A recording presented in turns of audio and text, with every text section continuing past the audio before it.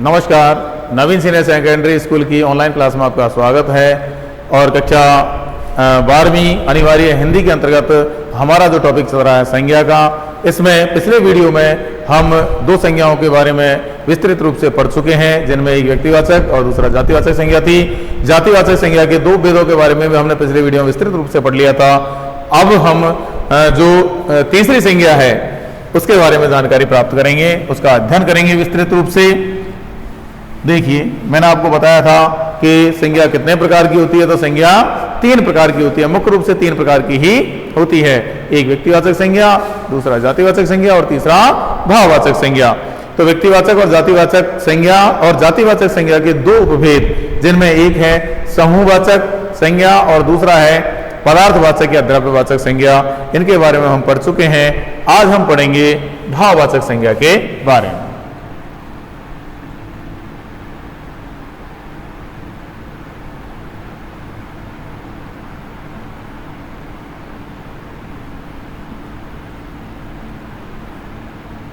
देखिए, जैसा कि आप जानते हैं, जैसा नाम है भाव। अब भाव कहाँ जन्म लेते हैं, भाव दिखाई देते हैं या नहीं दिखाई देते हैं, भाव होते क्या हैं, इसके बारे में हम थोड़ी जानकारी प्राप्त कर लेते हैं, तो आपके ये संज्ञा भी एकदम क्लियर हो जाएगी। तो सबसे पहले तो मैं आपको बता दूं कि जो भाव होते हैं वो हृदय में जन्म लेते हैं और विचार मस्तिष्क में जन्म लेते हैं। क्योंकि कई बार कहते हैं ना हम, जैसे कोई व्यक्ति अवसाद से ग्रस्त हो जाता है या किसी प्रकार की कोई दिमाग में कोई टेंशन उसके दिमाग में आ जाती है, तो कई बार कहते हैं कि भैया मेरे दिमाग में बुरे बुरे ख्याल आते हैं, विचार आते हैं, बुरे बुरे विचार आते हैं। तो विचार कहाँ जन्म लेते हैं? मस्तिष्क में जन्म लेते हैं और भाव हृदय में जन्म लेते हैं। पहली बात तो ये क्लियर है। दूसरी बात, भाव होते क्या है? तो देखिए, जो भाव होते हैं वो परिस्थितियों के अनुसार स्वतः ही उत्पन्न होते हैं। जैसी परिस्थितियां होती है, जैसा वातावरण होता है, उसके अनुसार वे स्वतः ही उत्पन्न हो जाते हैं। जैसे कहीं पर हम गए और वहां पर बहुत प्रसन्नता का माहौल है, खुशी का माहौल है, कोई अच्छा शुभ कार्य है वहां पर हो रहा है, तो हमारे मन में भी अच्छे भाव उत्पन्न होंगे, अच्छे विचार उत्पन्न होंगे। यदि हम कहीं ऐसी जगह पर गए वहां का पूरा वातावरण ही शोकग्रस्त है, शोक में है, तो स्वतः ही हमारे हृदय में उसी तरह के भाव, शोक से ग्रस्त होने वाले जो भाव हैं, शोक से युक्त जो भाव है वो उत्पन्न हो जाएंगे। बहुत ज्यादा द्रवित हो जाते हैं, हमारी आंखों से आंसू भी आ जाते हैं। यदि कहीं हम ऐसी जगह पर गए जहां पर धार्मिक अनुष्ठान हो रहे हैं, भक्ति का कार्य हो रहा है, प्रवचन हो रहे हैं, तो वहां पर हमारे हृदय में स्वतः ही भक्ति के भाव उमड़ कर आ जाते हैं, भक्ति की भावना जन्म लेने लग जाती है। ठीक है, तो ये होते हैं भाव जो हृदय में जन्म लेते हैं। अब इनके बारे में और थोड़ा सा मैं आपको विस्तृत बता दूं कि जो भाव होते हैं, ये भाव अमूर्त संकल्पनाएं होते हैं। अमूर्त का मतलब ये हमें दिखाई नहीं देते हैं, अदृश्य होते हैं, हम इन्हें सिर्फ और सिर्फ महसूस कर सकते हैं। ठीक है, क्लियर है आपके कि भाव क्या होते हैं, कहां जन्म लेते हैं? तो भाव हृदय में जन्म लेते हैं, परिस्थितियों के अनुसार जन्म लेते हैं। जिस तरह का वातावरण, जिस तरह की परिस्थिति होती है, उसी के अनुसार हमारे हृदय में भाव उत्पन्न हो जाते हैं। दूसरा, मैंने आपको बताया कि जो भाव होते हैं वो अमूर्त संकल्पनाएं होते हैं। जैसे व्यक्तिवाचक और जातिवाचक की तरह नहीं होते हैं। व्यक्तिवाचक में तो व्यक्ति दिखाई देता है, वस्तु की बात करें तो वस्तुएं दिखाई देती हैं। जातिवाचक में व्यक्ति, वस्तु आदि की संपूर्ण जाति दिखाई दी जाती है, लेकिन दिखता है। लेकिन यदि हम भाव की बात करें तो भाव में कुछ दिखाई नहीं देता है, इसे हम सिर्फ महसूस कर सकते हैं। ठीक है, तो आपको क्लियर हो गया होगा कि भाव क्या होते हैं, दूसरी बात सबसे मेन चीज है वो ये है कि भाव होते हैं वो अमूर्त संकल्पनाएं होते हैं, अमूर्त होते हैं, ये मूर्त रूप में नहीं होते हैं, ये हमें दिखाई नहीं देते हैं, हम इन्हें सिर्फ और सिर्फ महसूस या अनुभव कर सकते हैं। ठीक है, तो इसकी परिभाषा की बात करते हैं। अब देखिए परिभाषा क्या हो जाएगी।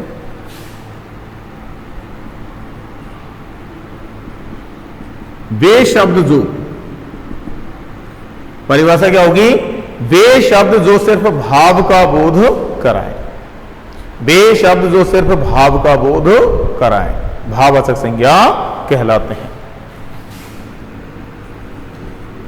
वे शब्द जो सिर्फ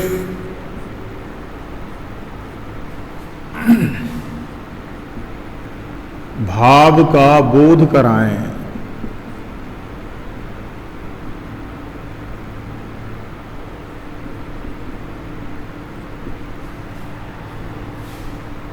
भाववाचक संज्ञा कहलाते हैं।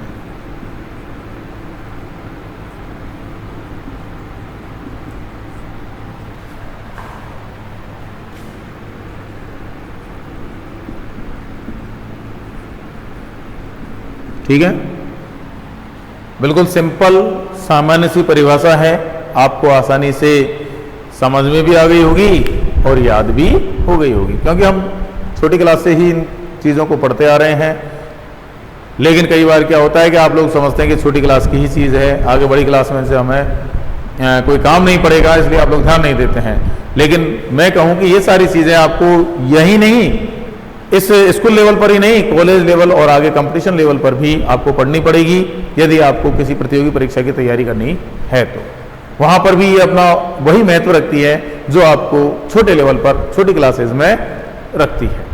तो आपको इन पर विशेष रूप से ध्यान देना चाहिए, क्योंकि फिर वहाँ पर आप क्वेश्चन को गलत करके आते हैं, फिर कहते हैं कि हमारे समझ में नहीं आता, हम पढ़ते नहीं है, या पढ़ाई हमारे समझ में नहीं आया, इसमें कौन सी संज्ञा है क्या नहीं है। ठीक है ना, तो यदि हम इसी लेवल पर थोड़ा सा इसको क्लियर कर लें तो आगे तक की हमारी सारी समस्या का समाधान हो जाएगा। ठीक है ना, तो देखिए भाववाचक संज्ञा की सीधी सी सिंपल सी परिभाषा है, और परिभाषा कहां से निकल कर आई, यहां से निकल कर आई, भाव में से ही निकल कर आई। ठीक है ना, जैसा आपको मैंने बता दिया कि ये अमूर्त संकल्पनाएं होते हैं, दिखाई नहीं देते हैं, हम इन्हें सिर्फ महसूस कर सकते हैं, अनुभव कर सकते हैं। तो देखिए परिभाषा क्या हो जाएगी, वे शब्द, क्योंकि हिंदी शब्दों का खेल आपको पता है, शब्दों का जाल है, शब्दों के माध्यम से हिंदी आगे बढ़ी है। तो वे शब्द जो सिर्फ भाव का बोध कराए, सिर्फ केवल भाव का बोध कराते हैं, भाव का बोध कराने वाले शब्द ही क्या कहलाते हैं, भाववाचक संज्ञा कहलाते हैं। यानी वे ऐसे शब्द होते हैं जो सिर्फ भाव का बोध कराते हैं। उन शब्दों से हमें स्वतः ही पता लग जाएगा कि वास्तव में ये शब्द भाववाचक संज्ञा है या नहीं है, क्योंकि वो दिखाई नहीं देते हैं, वो अमूर्त हैं, हम इन्हें सिर्फ महसूस कर सकते हैं। जैसे उदाहरण की यदि हम बात करें, देखिए बिल्कुल सीधा सा,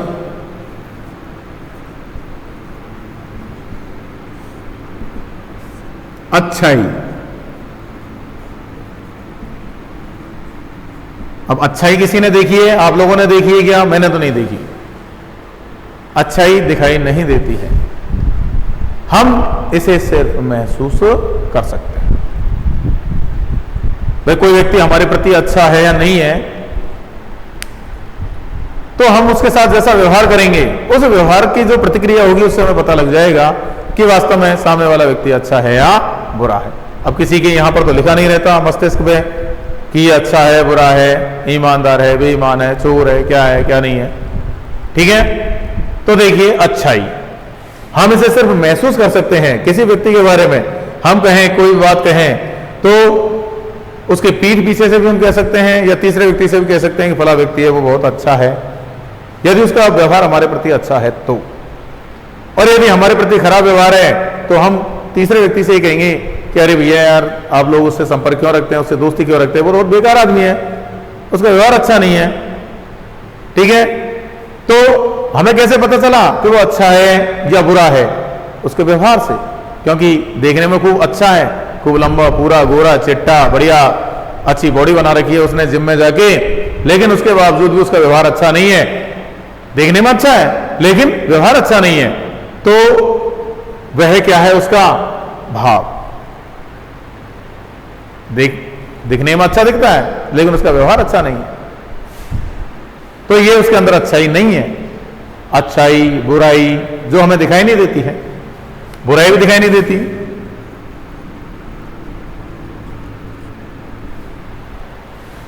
कोई व्यक्ति हमारे प्रति अच्छा है या बुरा, उसका पता कैसे लगेगा? उसके साथ किए जाने वाले व्यवहार के द्वारा ही पता लगेगा। हम अच्छा व्यवहार करते हैं और वो हमारे साथ अच्छा व्यवहार नहीं करता, बुरा व्यवहार करता है, तो सीधी सी बात है उसके अंदर बुराई है। अब वो दिखने में अच्छा है लेकिन उसका व्यवहार अच्छा नहीं है। ईमानदारी, अब ईमानदारी दिखाई नहीं देती है, ईमानदारी को हम सिर्फ महसूस कर सकते हैं। व्यक्ति हमें दिख रहा है कि व्यक्ति ईमानदार है, लेकिन व्यक्ति दिख रहा है, हमको ईमानदारी दिखाई नहीं दे रही है। ईमानदारी काली है, गोरी है, हरी है, पीली है, नीली है, लंबी है, चौड़ी है, टिंगनी है, मोटी है, कैसी है? हमें दिखाई नहीं देती, हम इसे सिर्फ महसूस करते हैं। और जिसे हम महसूस करते हैं वह क्या है? भाव। ठीक है। इसके अलावा और बहुत सारी चीजें हैं, बहुत सारे एग्जाम्पल्स हैं, जैसे ऊंचाई।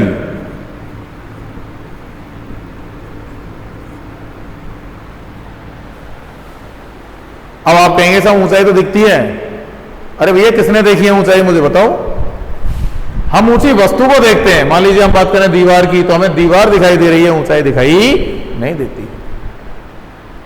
दीवार हम देख रहे हैं कि दीवार इतनी ऊंची है, इसको हम माप सकते हैं, नाप सकते हैं कि 10 फीट की इसकी ऊंचाई है, 15 फीट की इसकी ऊंचाई है, या किसी पर्वतमाला की ऊंचाई की हम बात करें तो हमको पर्वतमाला दिखाई देती है, ऊंचाई दिखाई नहीं देती। हम उसे सिर्फ महसूस करते हैं कि इसकी ऊंचाई 300 मीटर है, 500 मीटर है, 700 मीटर है, जितनी भी है, 1000 मीटर है, जितनी भी।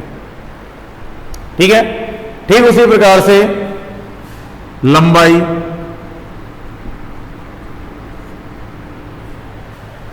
अब आप कहेंगे कि साहब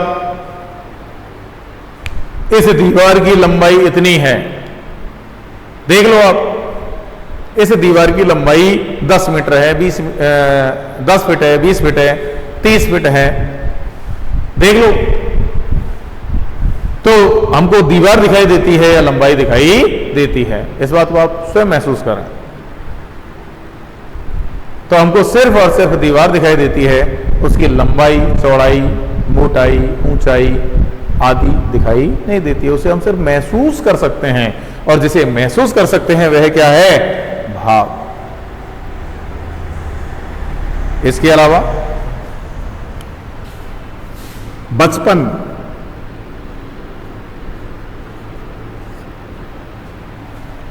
बुढ़ापा,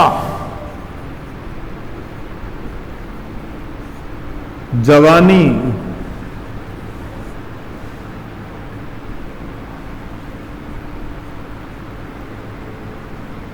शैशवावस्था,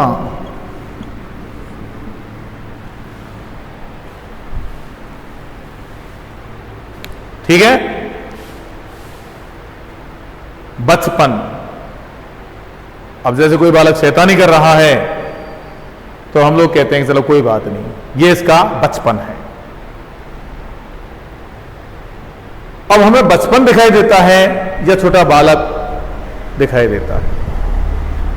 तो हमें बालक दिखाई देता है, बालिका दिखाई देती है, बचपन हमको दिखाई नहीं देता। हम सिर्फ महसूस करते हैं, इसलिए तो हम कहते हैं कि चलो कोई बात नहीं। जैसे सपोज करो कोई गिलास तोड़ दिया, तो हम उसको, या कोई दूसरा व्यक्ति उसको डांटने को आता है तो हम रोक देते हैं, चलो कोई बात नहीं यार भैया, तोड़ दिया तो कोई बात नहीं, ये इसका बचपन है, समझदारी नहीं है।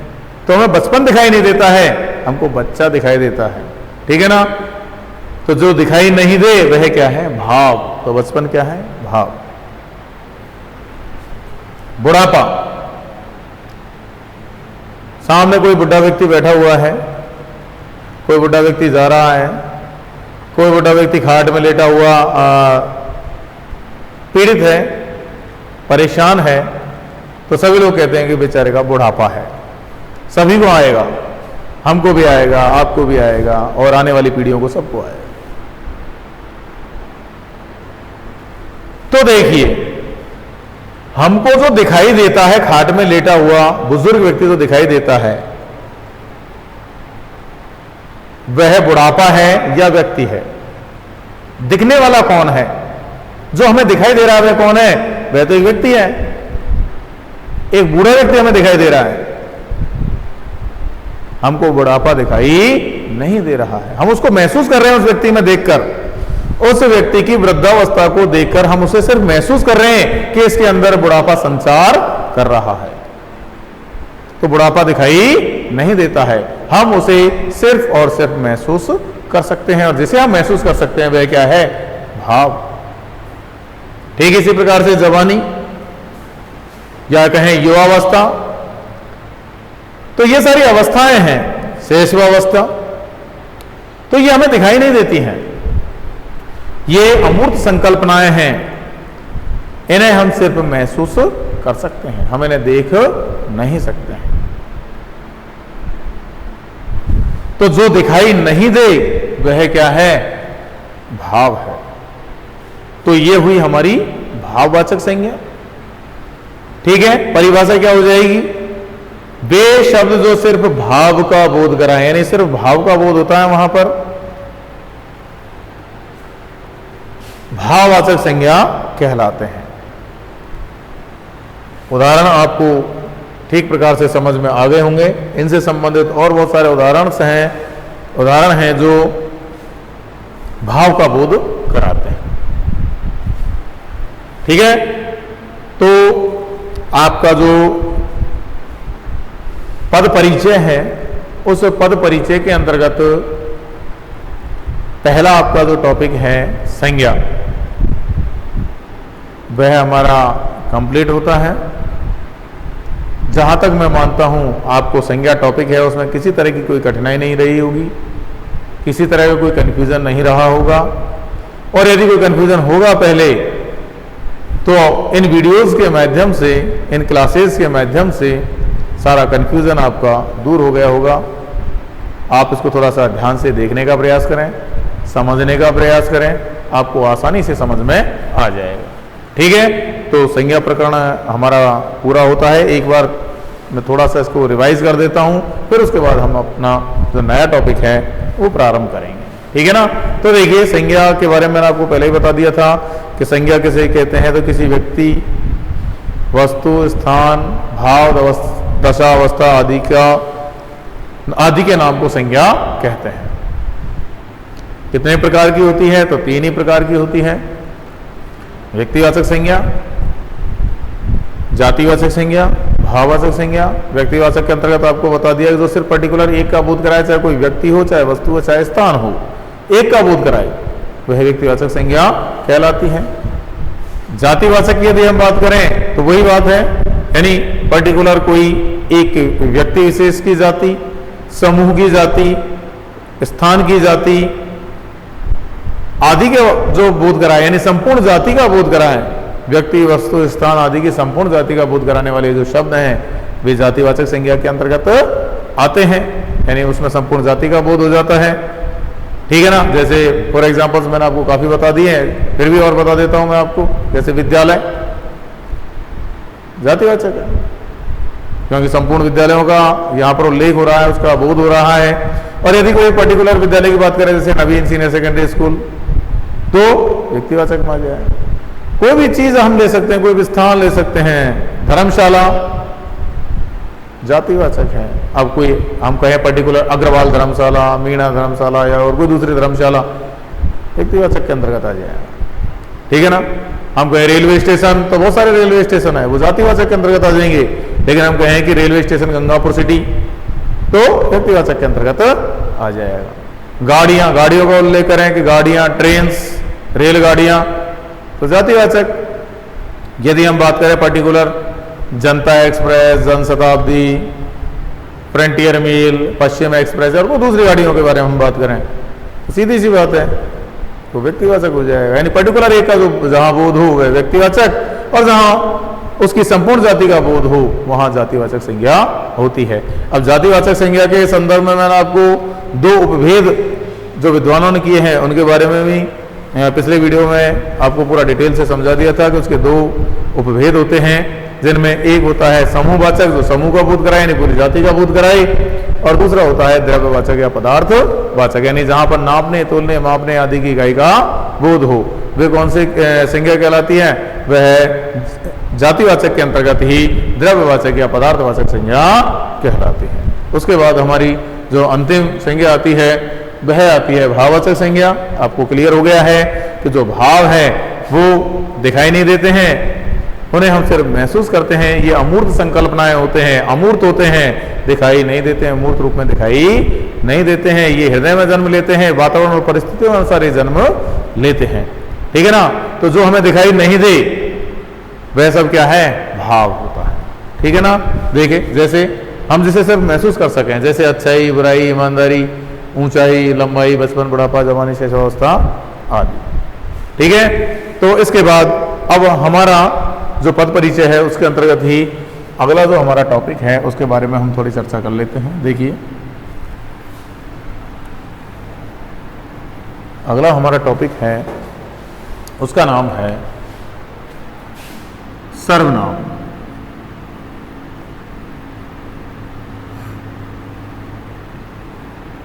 ठीक है, सर्वनाम। अब आपको बिल्कुल क्लियर हो गया होगा जहां तक है, अभी तक आपको नहीं हुआ है तो अब हो जाएगा। नाम, सर्व मानी सभी का, नाम मीन्स संज्ञा। तो पिछले वीडियो में मैंने आपको बताया था संज्ञा की परिभाषा कि नाम को ही संज्ञा कहते हैं। नाम मानी संज्ञा, कोई भी हो जिसका नाम है वह क्या है? संज्ञा। और इस पूरे ब्रह्मांड में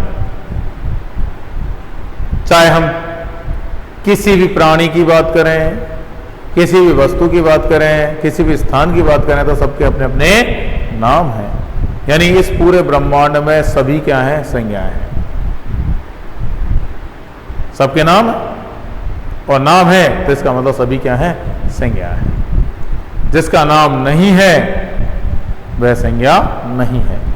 तो जहां तक मैं मानता हूं 100% सभी संज्ञाएं हैं। सर्वनाम टॉपिक है हमारा, सर्वनाम। नाम मानी संज्ञा, सर्व यानी सभी।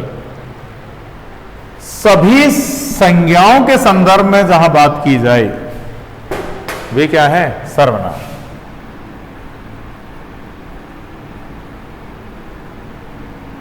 अब कैसे होगी बात देखते हैं।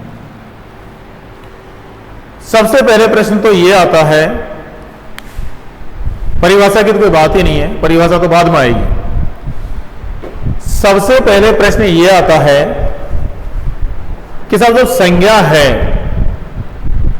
तो सर्वनाम की आवश्यकता क्यों पड़ी? सर्वनाम शब्दों की आवश्यकता क्यों पड़ी? यह प्रश्न आता है। तो इसका बिल्कुल सीधा सा आंसर है, सिंपल सा। यदि आपसे कोई पूछे कि जब संज्ञाएं हैं, भाई व्यक्तिवाचक संज्ञा है, 3 प्रकार की होती है, व्यक्तिवाचक है, जातिवाचक है, भाववाचक है, हम उनका प्रयोग करके और एक वाक्य की रचना कर सकते हैं, एक पैराग्राफ की रचना, गद्यांश की रचना कर सकते हैं, तो फिर ये सर्वनाम इनकी आवश्यकता क्यों हुई? तो देखिए बिल्कुल सीधी सी बात है। संज्ञा शब्दों की आवृत्ति की समस्या। आवृत्ति का मतलब होता है बार बार आना, पुनरावृत्ति जिसे हम कहते हैं।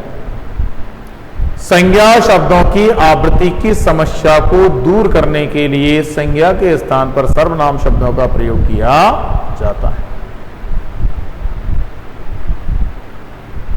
ठीक है, क्लियर हो गया? संज्ञा शब्दों की आवृत्ति की समस्या। अब आप कहेंगे साहब आवृत्ति की समस्या क्यों होती है, इसको दूर क्यों किया जाता है, इसका कारण क्या है? यदि दूर नहीं करें, बार बार हम संज्ञा शब्दों का प्रयोग करें तो उससे क्या नुकसान हो सकता है, क्या परेशानी आ सकती है? तो उसके बारे में देखिए बिल्कुल सामान्य सी छोटी सी जानकारी है, बड़े काम की जानकारी है। यदि हम संज्ञा शब्दों का प्रयोग बार बार करते हैं तो वहां पर व्याकरणिक अशुद्धि मानी जाती है। यानी हमारा आने वाले जो हमारे वाक्य हैं वे सारे अशुद्ध हो जाएंगे, गलत हो जाएंगे व्याकरण की दृष्टि से। इसलिए उनको शुद्ध रूप में व्यक्त करने के लिए संज्ञा के स्थान पर सर्वनाम शब्दों का प्रयोग किया जाता है। यदि संज्ञा के स्थान पर सर्वनाम शब्दों का हम प्रयोग कर लेते हैं तो वहां पर वाक्य है वो पूरी तरह से शुद्ध रूप में बना रहता है और किसी तरह की कोई व्याकरणिक अशुद्धि होने की संभावना नहीं होती है। इसीलिए संज्ञा के स्थान पर सर्वनाम शब्दों का प्रयोग किया जाता है। यानी आवृत्ति की समस्या को दूर करने के लिए ही संज्ञा के स्थान पर सर्वनाम शब्दों का प्रयोग किया जाता है।